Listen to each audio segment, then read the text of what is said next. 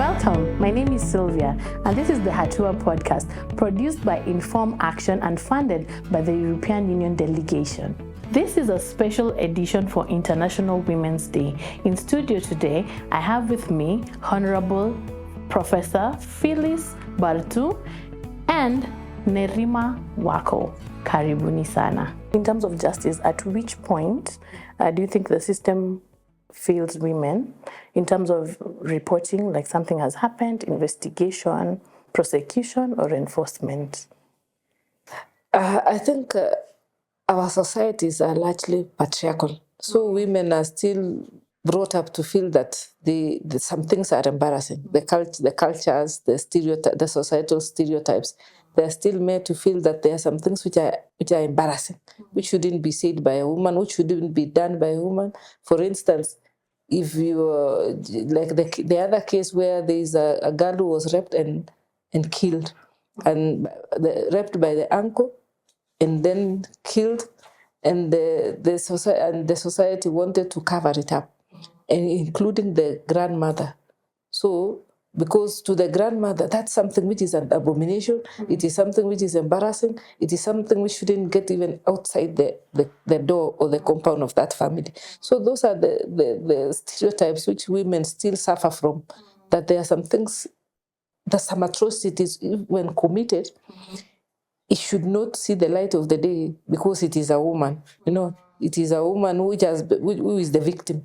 Mm-hmm. So it's a shame, it's shaming, it's embarrassing. So that is how justice is still elusive for women, because in that community there must be a village elder, there is a chief, there are men who are present and they know it's wrong, but because it's a woman, you put it under the carpet so that the society looks ideal, because it's a man's world. A man's world is supposed to be very ideal. Mistakes are supposed to be put under the carpet. It's the women. It's women. Mistakes are women commit mistakes.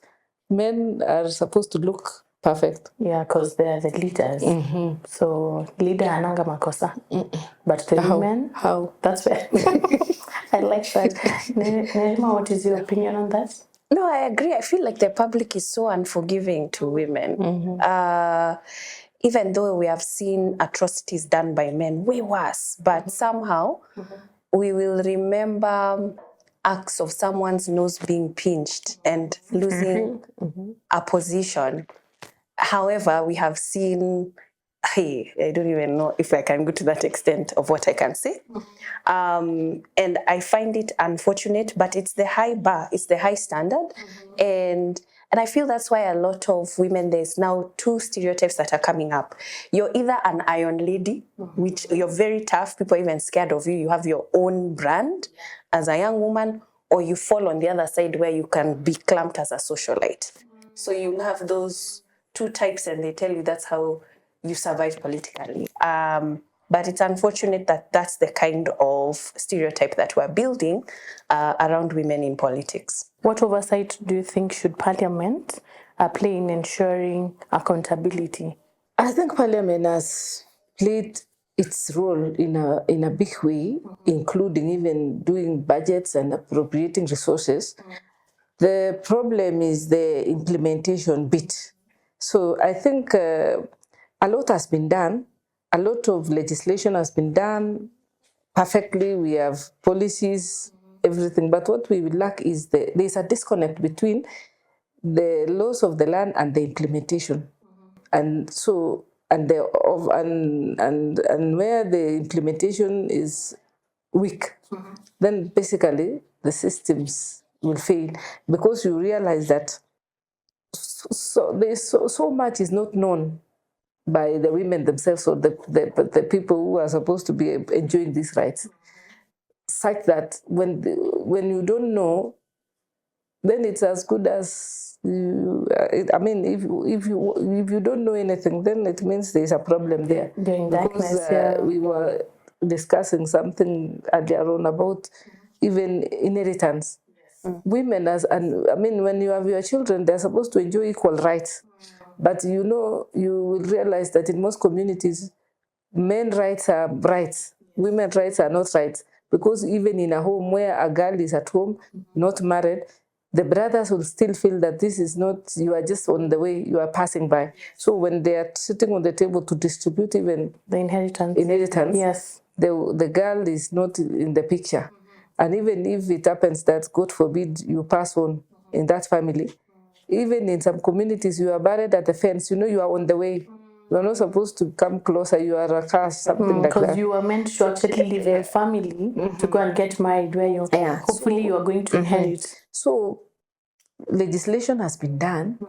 It's only that the implementation and the sensitization, making this information available to the consumer, so that a woman is basically when they know their rights, that is when they will be able to act. But when they are when they don't know anything, they just know that there is a constitution which is very progressive. There are human rights which are also women's rights, and nobody has educated them on the nitty-gritties of those rights. Then it becomes a problem, because even them, they still believe that they are still maintaining the old order, because they might not be privy to what is happening, especially those ones who are in the extreme parts of our societies, because they are still struggling with other problems, like health, like food security. They still have more problems as compared to those women in the urban. What I know and what I feel at this time in life is that the new generation, the Gen Zs of today, are the ones who are going to overturn that order, because them, they don't carry along those stereotypes. Them, I remember during the Gen Z's riot, they were talking about phone with power and Wi-Fi. Na ujimoto peke yake. They are not talking about tribe, color, wherever. So I think they are the people who will take the society to the higher order. Because of technology as well, it is bringing them together irrespective of their location, whether in rural or urban. So we'll have one global village, one community which is speaking together, reading from the same page. I get you. In conjunction with that, because we have a very good constitution, but where's the disconnect between the law na vitu kwa ground, like reality kwa ground? Because at least you work mostly with the people in the community. What's the disparity? Man, I've seen a lot of shenanigans. What we have is people who want to believe in the Constitution. However, there are people who sit in some offices, not all, in some offices, who don't want to follow the rule of law. It's as simple as that. And I can give very many stories of budgets where we've educated youth to attend town halls, participate in the planning, give your recommendations, and you'll see that, money was budgeted for something, and then the structure that is built. I can even give of a cattle dip where 3 million went, but you go and look at that thing, that person spent 150,000. And you can even hear stories of schools are supposed to go up, but in the middle of the night, cement bags are taken, they are stolen. Iron sheets are taken. So you even have schools with missing rooftops without floors. It's still mchanga because mtu alidecide atachukua hii cement ya sakafu. So we have seen shenanigans, but when you see young people who understand the importance of process and law and they follow up, we have seen amazing outcomes from schools even putting up ablution blocks, which are toilets, because some schools were missing toilets in a span of 2 weeks. Or you're seeing things like markets now with the washing areas or water. There's one place where a tap was refusing to work because people refused to re-elect an MCA. And they decided that they're going to destroy the pipes. So it's very petty things, but when you have a population that's vigilant, and that's why I agree, where the younger generations are definitely monitoring, they are watching, they want to know how money is being spent, where is money going, they are asking more questions, and I believe that relationship is what the Constitution has given power to the people. When it says we the people, I feel it gave direct power to the citizen, and they're just now practicing that power, where it's a combination of a partnership. Government, they're there to implement, parliamentarians, legislate, and the people also, they're supposed to engage. You know, this is what we want, this is why we've had you as a representative, this is why you go and debate, and this is how you come up with policies.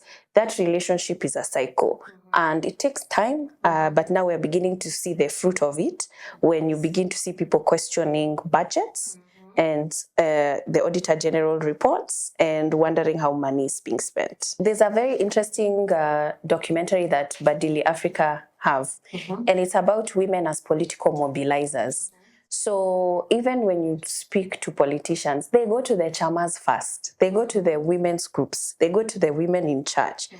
They don't trust youth. They're just like, youth, by the way, they are flaky. We will deal with them to have the numbers, but to come out and vote, it's women. They even understand that. So I think it's the opposite. Women have power. Politicians know they have mobilizing power. It's now when it comes to the negotiations where a lot of women are not at the table to negotiate after people enter power. And I agree, where this is something that there are women who are working on that to even make sure not only are you just voting men in, it's also to make sure that you vote women who represent you in as well. And the power of that, because like we've talked, when you have women, there's a whole community that benefits from that, because you've talked about the woman going and getting 1,000. That 1,000 will support several children. But that man will go with that 1,000. If it gets home, we're lucky. That's the difference. That's true. That's the difference. And I think it's important that when it comes to chama or table banking, the power in that in itself, we need to re-educate women to also bank on and invest in political power and positions, not just health or school fees or transport. There has to be an amount that we're table banking for supporting someone in our community to enter power. And I feel that young women are having that conversation. I guarantee you're going to see more young women in politics coming up soon. Have you seen like examples you can share of organized women influencing for something in the communities? Absolutely. I don't even, the biggest example would be End Femicide. That was one of the largest protests that we saw in the beginning of 2024. That was led by young women. That's just one. And that was national because it was happening in Nairobi. But they also managed to organize it in the counties. That's very powerful in itself. So that's just one that everyone can relate, remember. But even if it comes to the work that we do in the communities, it's around water. We've seen health facilities. We've seen women protest because they can't get access to health. And this happened even as recently as 2 months ago in areas like Homa Bay is a classic example. That's interesting. Honorable Phylis, to just loop into even women in governance, the 2/3 gender rule. How is that even affecting you in Parliament, for example? How can we get to a place where now it is working? You know, the 2/3 gender has become a song. It's like it is in every document, every time, every day, in even in Parliament, but it has never taken a very serious dimension. And that's why even now, it is the current Parliament is not supposed to be constitutional, because it's not meeting the 2/3 gender, especially the elective, apart from now having to balance it with nominations. What I've come to realize is that when women are fighting for space in society, they are not looking at, they look at things differently. Even when they come for public participation, women will be coming to look at what benefits the community. What, like, if it's water, it is for all of us. If it's medical, it's for, if there's something which is not right, like in our hospital, it will be the women to come and speak about it. If it's SHA which is not working, they look at it from a perspective of community, community, children, welfare of the entire society. But men will be looking at how much and what is going to they will be looking at the appropriations. Where do you take much money? Is it a position which is being created? And the entitlement of that position, because in them they'll be thinking about how I will be put in that position. If it's elective, it is a chairman, what is my take? But women will be coming to look at the welfare of the society.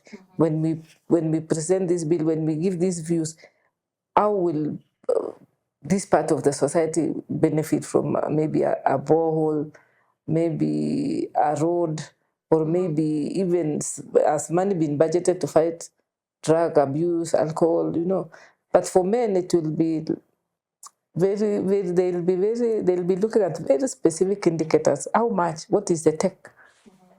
So that is where we still have, and that is a replica of what goes all the way even to elective positions, the two-third gender. So we'll not, as long as women are still looking at, society first, they will not be able to, they concentrate so much time on the welfare of everyone to an extent that they forget, yes, we need to be also represented on the table to pass a budget which is going to support what we are pushing as the grassroots. We are pushing for quality health, we are pushing for water, we are pushing for welfare of women or society, but we don't take time also to say, we have to be at the spaces which matter.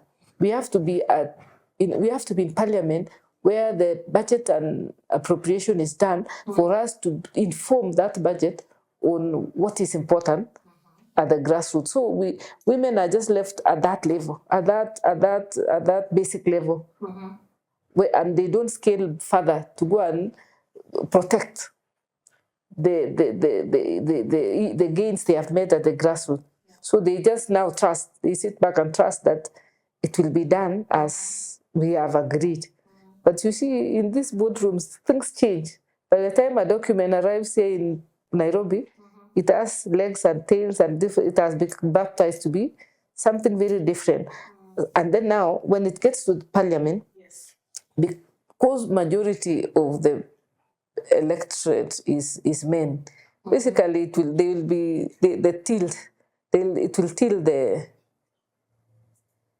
the scale, because the few women who will be there, and I've always seen, even in Parliament, when issues to do with women and women, as far as women affairs are concerned, it becomes a women affair.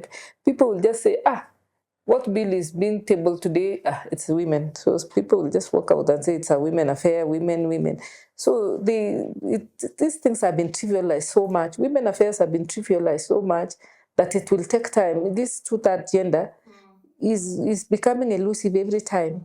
Look at even the sanitary pads, which is supposed to be distributed to schools, to girls in schools. Who are supposed to be doing that? It is supposed to be the women representatives elected from counties, because they are the ones who understand, and they should be the ones spearheading the process. But who does it? It is the Ministry of Education.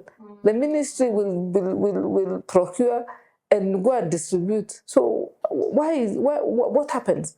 And it is the women who have been fighting. But every time that bill is supposed to be enacted, that policy, somebody will put a spanner so that it doesn't work, because somebody is looking at money, the gains, and somebody is looking at how much money am I going to make from this? Not how many girls are going to benefit.